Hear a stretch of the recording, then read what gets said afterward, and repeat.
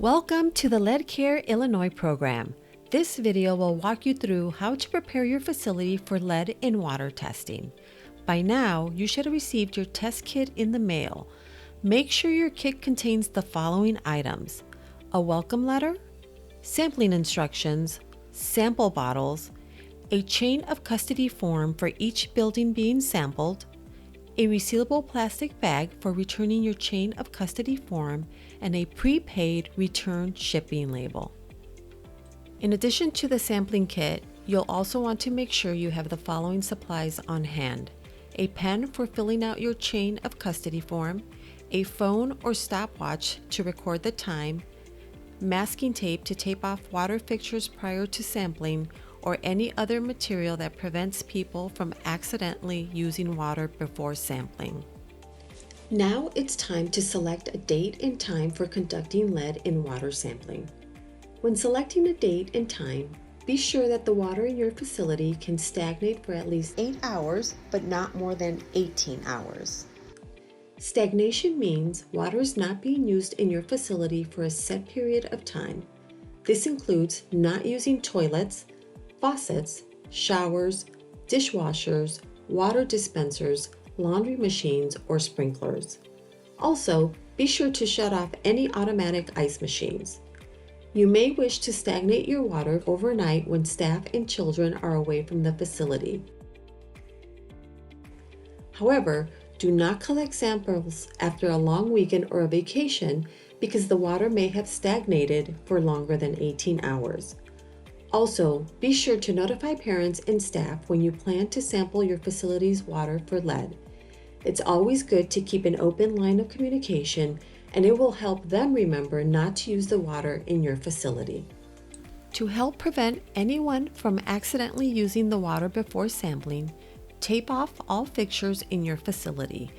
This will ensure the water is not disturbed prior to sampling. You may also consider placing signs near all fixtures stating, "Do not use." If you or anyone else accidentally uses any water during the stagnation period, please do not collect water samples. Reschedule for a different day. As you are taping off all water fixtures that will be sampled, do not remove aerators or screens from the faucets. These will need to remain in place when you begin sampling. Do not close the shutoff valves for the fixtures that will be sampled. If you have a point of use filter attached to a faucet, you will need to remove this prior to sampling. This will allow you to learn what your lead levels are without the filter in place. Now it's time to organize your sample bottles and prepare your chain of custody form. Your chain of custody form asks you to provide details about your sample locations, the date and time you collect samples, and when water was last used in your facility. Start by checking to see that your facility's information is listed correctly on the top of the chain of custody form.